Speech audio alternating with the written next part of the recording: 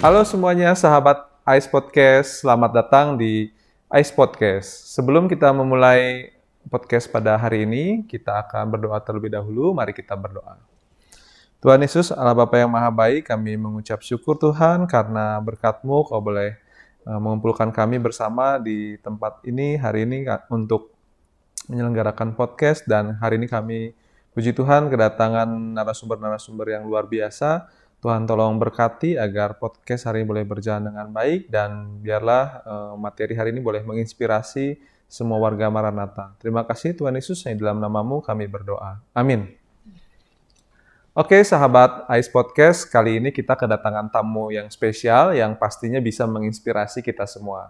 Beliau-beliau ini adalah mahasiswa-mahasiswi berprestasi yang baru saja meraih juara 2 lomba debat Piala Wali Kota Makassar. Dan debat ini merupakan debat tingkat nasional. Nah, kita akan ngobrol tentang perjalanannya, kemudian tantangannya, tips-tipsnya berdebat ala sang juara. Yuk kita langsung sambut saja kedua narasumber kita. Yaitu yang pertama adalah Cindy, Yunike Cindy Anugrah, dan yang kedua adalah Atma Gita Borumanalu. Halo, Cindy dan Gita. Oke, terima kasih ya udah mau hadir di podcast ini. Nah, sebelum kita mulai, boleh dong mungkin perkenalan singkat ya. Tadi saya udah menyampaikan namanya, tapi saya pikir nanti Cindy dan Gita nanti boleh juga perkenalkan mungkin angkatan gitu ya, dan mungkin jurusannya juga apa ya. Silahkan. Halo, aku Yunike Cindy dari program studi ilmu hukum angkatan 2022. Halo, aku Atma Gita, jurusan ilmu hukum angkatan 23. Oke, menarik sekali. Nah, sebelum ikut lomba debat, ya, gimana sih kalian itu awalnya tertarik sama dunia debat? Apakah mungkin, siapa tahu, Cindy atau Gita ya dari SMA itu sudah mengikuti unit kegiatan debat atau bagaimana? Boleh diceritain? Silahkan. Kalau dari aku sebenarnya debat ini baru tertarik pas masuk kuliah ya Pak. Jadi karena waktu pertama kali kita ospek program studi ilmu hukum itu ada pengenalan dari unit kegiatan. Salah satunya itu dari unit kegiatan debat. Di situ aku baru tertarik sama debat. Kalau Gita gimana? Kalau dari aku pribadi sih, aku mengenal debat tuh waktu di perkuliahan. Aku melihat sama kayak Kasimi terlihat waktu ospek. Tapi aku di situ belum begitu tertarik. Tapi ketika aku tertarik, ketika teman-teman aku ikut juga UKM debat di sini. Jadi aku merasa kayaknya aku juga mau ikutan. Oke, berarti kalau dari jawaban kalian itu motivasi awalnya itu dari perkenalan ya di kampus, begitu ya. Nah, tapi kan kalau di debat kadang-kadang itu maksudnya latihan dan sebagainya kok bisa tetap termotivasi untuk rajin ikut begitu ya. Kan itu motivasi awal mungkin ya. Tapi kalau akhirnya tetap konsisten, rajin dan sebagainya itu gimana? Kenapa? Kalau dari aku pribadi sih, kenapa aku bisa konsisten? Aku melihat kalau UKM debat tuh lebih menonjol gitu. Oke. Ya, karena mereka lebih banyak bawa piala. Di situ aku ngerasa aku juga pingin di sini berkontribusi gitu. Makanya aku cukup konsisten di debat. Oke. Kalau dari aku sebenarnya pertama menurut aku kuliah itu kita harus memanfaatkan semaksimal mungkin ya. Salah satunya itu dengan ikut kegiatan UKM debat ini, itu pertama. Terus kedua, aku merasanya setiap kali riset mosi perdebatan, walaupun kita nggak menang, kita tuh selalu dapat ilmu-ilmu yang bisa kita terapin. Bahkan kita tuh jadi kayak one step dari teman-teman lain yang nggak ikut riset mosi ini gitu. Kalau menurut aku. Ya, jadi bisa mengasah soft skill ya, selain misalkan kalian dapat pengetahuan-pengetahuan juga di kelas gitu, tapi kan juga bisa mengasah soft skill di unit kegiatan debat. Oke, nah sekarang kita mau masuk topik terkait dengan pengalaman lombanya sendiri ya. Nah, kalian bisa ceritain nggak proses seleksi begitu ya, atau persiapan sebelum akhirnya kalian ikut lomba ini? Nah, apa kira-kira yang paling menguras tenaga atau pikiran kalian ketika proses begitu? Nah, kalau dari aku sebenarnya aku ini lomba ke berapa ya? Keempat mungkin ya, Kak. Nah, keempat ini aku sebelumnya udah sama temen aku Priscil, satu delegasi sama kita, cuman hari ini nggak bisa hadir. Nah, jadi kita udah cari-cari lomba lagi nih, Pak. Nah, kebetulan kita nemu lomba di Makassar ini kita kurang 1 orang, kita ajaklah Gita awal perlombaannya gitu. Tapi kalau yang paling sulit menurut aku itu pembagian waktunya sih, karena kan Priscil itu nggak di Bandung, terus aku dan Priscil juga lagi magang, kita lagi berorganisasi, jadi pasti kita sulit untuk ngumpulin waktu bisa latihan barengnya gitu. Kalau Gita? Kalau dari aku sih sama seperti Kak Cindy, karena aku diajak juga, dan karena diajaknya sama kakek-kakek aku merasa begitu. Ini kayaknya menarik deh buat aku, lebih banyak belajar dari mereka yang pengalamannya cukup banyak. Sehingga untuk dari segi pembelajarannya sebelum perdebatan itu sama cukup kesulitan aku, karena kita harus bagi waktu juga. Terus juga karena ini debat pertama aku yang bersifat impromptu, jadi aku lebih bertanya-tanya ke mereka yang udah lebih mengenal debat impromptu itu. Oke. Nah, kalian kan tadi bilang ya, kalian itu sulit ya untuk latihan, ketemu dan sebagainya karena mungkin kesibukan masing-masing gitu. Nah, gimana caranya kalian akhirnya bisa menyesuaikan itu gitu sehingga akhirnya bisa konsisten latihan? Apakah secara onsite ketemu bareng atau online atau gimana? Gitu. Kalau kita jadinya kita punya grup WhatsApp. Nah, nanti di situ kita bakalan ngabarin jadwal kita sehari-hari itu kayak gimana, kira-kira pulangnya jam berapa, free-nya jam berapa. Terus pasti kita untuk efisiensi juga kita pasti Zoom setiap malamnya gitu. Sesuai dengan jam Gita kosong, aku kosong, Priscil kosong. Oke. Kalau lombanya sendiri itu langsung, kan kalau setahu saya di lomba itu kan ada yang langsung onsite, dia bertanding, ada yang online dulu gitu. Kalian yang mekanismenya seperti apa? Apakah online dulu terus onsite atau bagaimana? Kalau mekanisme perdebatan yang Makassar ini, itu tuh kita mengumpulkan video terlebih dahulu. Oke, video dulu. Seleksi video dulu berarti ya? Video dulu. Lalu diurutin dari 1 sampai 12 besar. Lalu ketika udah ada pengumuman, baru kita pergi ke Makassar. Oke. Nah, kalau ketika kita pergi ke Makassar, kita nggak langsung semifinal atau final, tapi kita di situ diseleksi lagi dari 12 besar langsung ke 8 besar. Kalau kita lolos baru ke semifinal, baru final. Jadi kalau kita totalis semua pertandingan kita dari 12 sampai ke final itu 5 pertandingan. Luar biasa ya, 5 kali bertanding ya di 2 hari begitu ya, 2 hari perlombaan. Nah, waktu hari pertama kalian tanding di Makassar gitu ya, itu gimana perasaannya gitu pada saat terutama penyisihan berarti ya? Itu kan mungkin lebih bisa jadi menegangkan ya, apakah saya nanti lolos ke tahap selanjutnya atau gimana?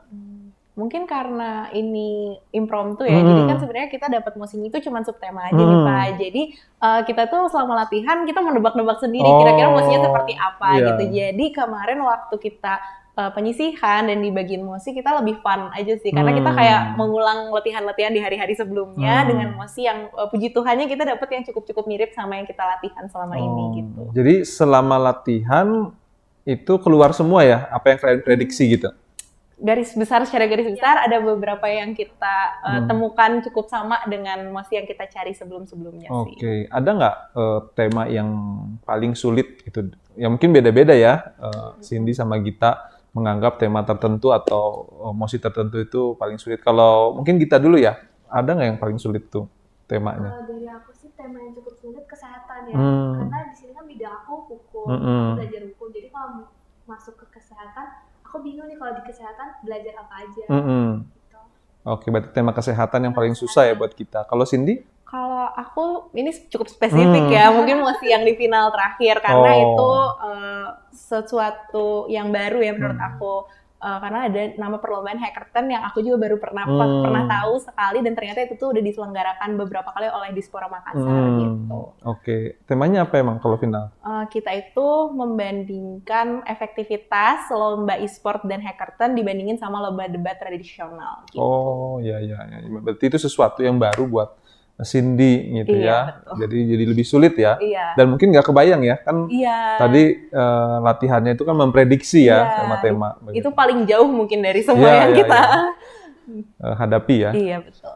Oke, kemudian selanjutnya kalian kan bertanding dengan kampus-kampus lain ya. Nah itu kalian merasa ada yang paling sulit nggak menghadapi kampus mana gitu? Kalau dari aku, menurut aku semua kampus tuh pasti punya tantangannya masing-masing ya. Pasti semuanya tuh ada kesulitannya masing-masing. Jadi kalau yang paling sulit sih, ya semuanya sulit aja sih. Semuanya ada kesulitannya ya. Ada kesulitannya masing-masing sih. Ya, sama kita juga. Berarti sebenarnya kalian tuh menganggap pertandingan kemarin dari penyisihan sampai final itu berarti mendapatkan lawan-lawan yang cukup seimbang gitu ya. Iya. Sehingga ya itu jadi sebenarnya sulit gitu sampai final pun begitu. Oke.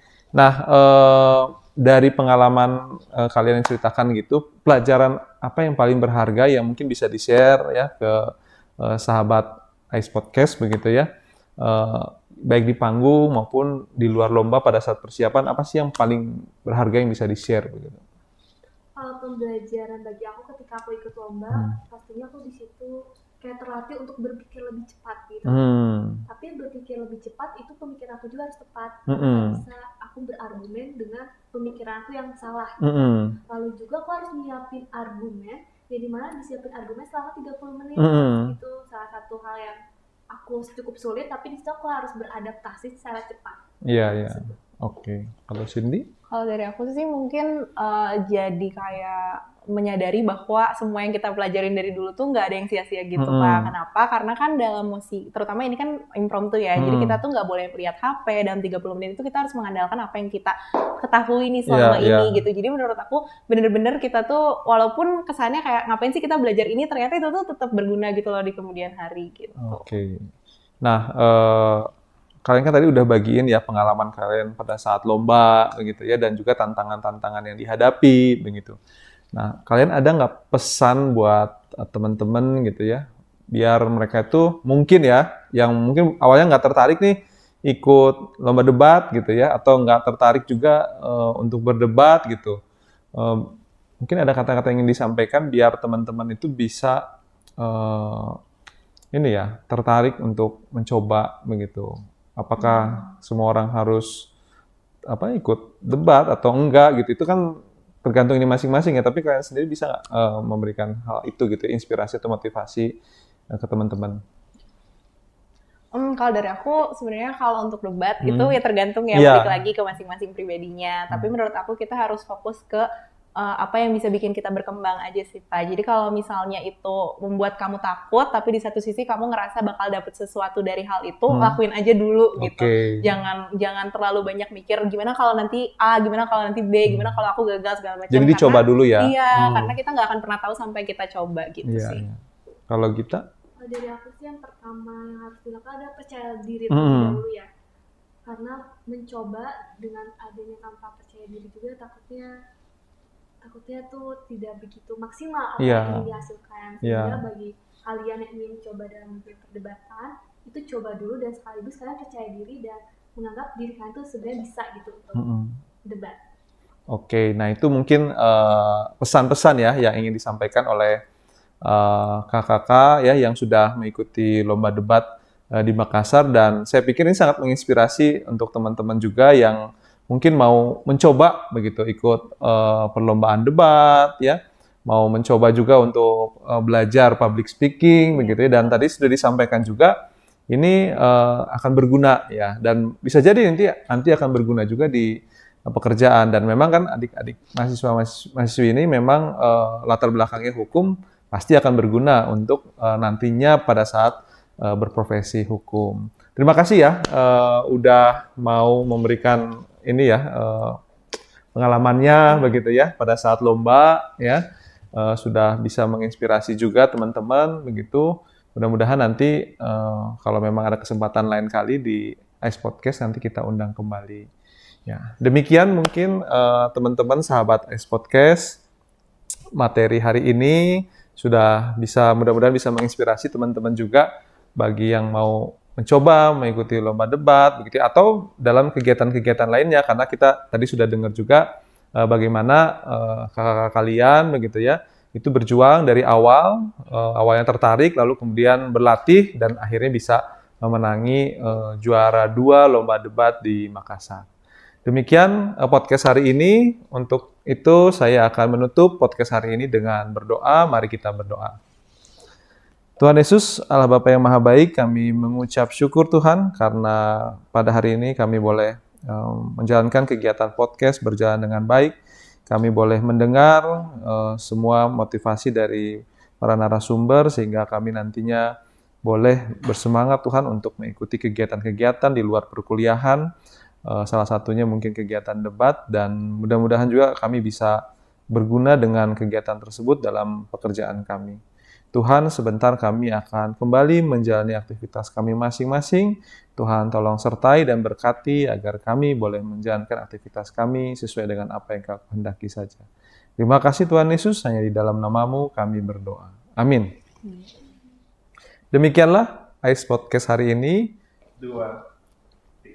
Demikianlah podcast hari ini, Integrity Care Excellent.